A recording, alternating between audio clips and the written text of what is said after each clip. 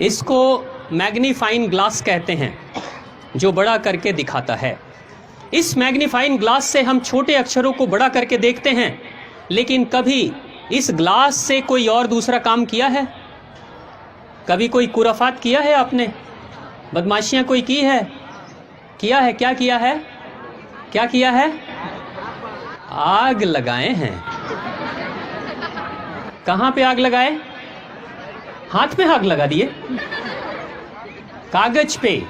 ठीक है, अब एक बात बताओ, सभी जानते हैं, एक बाबूजी को पता चला वो तो इस वाले ग्लास से बच्चों से मांग के और अपनी बीड़ी सुलगा लिया करते थे। इस ग्लास में वो शक्ति है, लेकिन ध्यान से सोचना जरा। बस एक छोटा सा चिंतन में आपके सामने एक सवाल रख रहा हूं।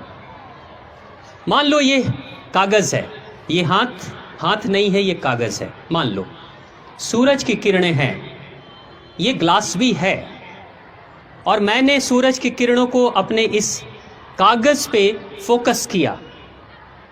कितने देर में कागज में आग लगती है? 2 मिनट, 3 मिनट, 4 मिनट में आग लगती है ना? 3 से 4 मिनट पे कागज पे फोकस मैं कर दूंगा तो आग लग जाएगी। किरणें सूरज की हैं, ग्लास ये है और कागज है, तीनों को एक साथ एक जगह पे रखा, आग लग जाएगी। लेकिन ये कागज है, सूरज भी है, ग्लास भी है, लेकिन मैं इस ग्लास को ऐसे रख कर और ऐसे ऐसे हिलाते रहूंगा। कितनी देर में आग लगेगी? कितनी देर में आग लगेगी? जोर से बोलो। नहीं लगेगी? 1 घंटा, 2 घंटा, दिन भर? नहीं, पूरे दिन भर कागज रहेगा, सूरज की किरणें रहेंगी, ये ग्लास रहेगा, मैं भी रहूंगा, लेकिन आग नहीं लगेगी। क्यों? क्यों? क्योंकि अपने फोकस को मैं बार बार हिला रहा था। एक बिंदु पे मैंने उसे रोक कर नहीं रखा। ये शीशा, ये ग्लास कौन है? कौन है ये? कौन है? आप हो या आपका मन है? आपका मन है। सूरज है, सूरज रूपी शक्ति देने वाला पिता है, यानी हमारे घर के माता पिता हैं।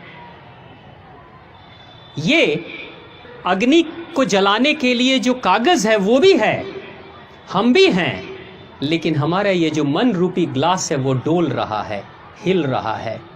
कभी पढ़ाई पे, कभी किचन में, कभी टीवी पे, कभी व्हाट्सएप पे, कभी फेसबुक पे, कभी मित्र के पास, कभी फिल्म में, कभी घूम लेते हैं, कभी दोस्ती कर लेते हैं, कभी कुछ और कर लेते हैं। अगर मन बार बार डोलते रहेगा, हिलते रहेगा, सब कुछ होगा, जिंदगी में सारी चीजें होंगी, लेकिन वो नहीं होगा जो आप चाहते हो। आपके सपने जीवन में कभी साकार नहीं होंगे। कितनी भी पढ़ाई कर लोगे, कितने भी अच्छे परिवार से होगे, कभी कुछ नहीं कर पाओगे जीवन में अगर मन आपका डोल रहा होगा तो। लेकिन अगर उस मन रूपी ग्लास को एक बार एक जगह पर टिका दोगे, सिर्फ 1 साल 2 साल, जिंदगी बदल जाएगी। सुभाष चंद्र बोस के पिता बार बार हंसते थे सुभाष चंद्र बोस पर कि तुम जीवन में कुछ कर नहीं पाओगे। सुभाष चंद्र बोस को यह बात बड़ी लगती थी, चोट लगती थी। सुभाष चंद्र बोस ने कहा, मन ही मन कि पिताजी एक दिन मैं दिखाऊंगा कि मैं क्या कर सकता हूं। सुभाष चंद्र बोस विदेश जाते हैं। आईसीएस की पढ़ाई हुआ करती थी लंदन में, जिसमें अंग्रेज छात्रों को उस पढ़ाई की तैयारी करने में 4 वर्ष लगते थे, 4 साल लगते थे। 4 साल की पढ़ाई के बाद इम्तिहान में बैठते थे, तब कोई पास होता था या कोई फेल हो जाता था। सुभाष चंद्र बोस ने सिर्फ 9 महीने की पढ़ाई की थी और आईसीएस, भारत के पहले आईसीएस बने थे, इंडियन आईसीएस पहले। सिर्फ 9 महीने की पढ़ाई, वो जो 9 महीने अपने मन को रोक दिया ना, आग लग गई थी। जिस समय सुभाष चंद्र बोस भारत छोड़कर जा रहे थे लंदन, बंदरगाह पे उनके रिश्तेदार और वो खुद, उनके अलावा और कोई दूसरा नहीं था।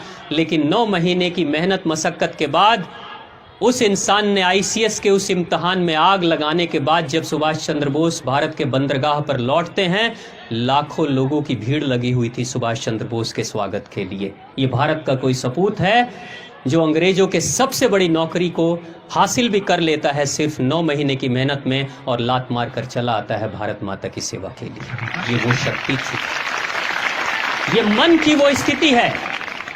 जब तुम्हारा मन डोलेगा तो कुछ भी कर लोगे, सपने कितने भी बड़े रखोगे, कुछ नहीं होने वाला है। तब फिर क्या होगा?